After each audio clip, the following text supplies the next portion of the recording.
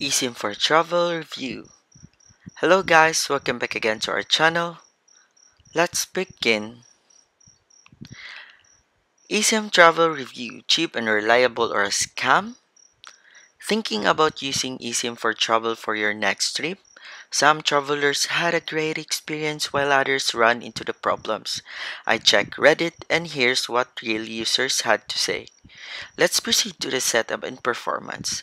For some, eSIM for travel worked perfectly, one Redditor shared.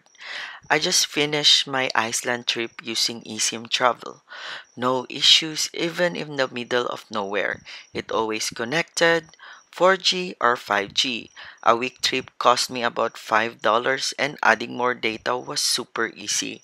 Another person said the pricing and speed in Singapore were great. Not everyone had a smooth experience. One user warned, "Seems to be a scam. I bought an eSIM and couldn't activate it. Tried on 3 different phones, all said cannot activate eSIM. I contacted support and I'm still waiting for an answer." This shows that while it works well for some, activation failures can be a serious issue. Let's proceed to the customer support issues.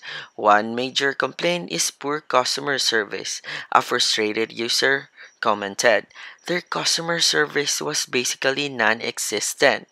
If you're looking for the cheapest option and are okay with some risk, eSIM for travel might be worth it. And that's it.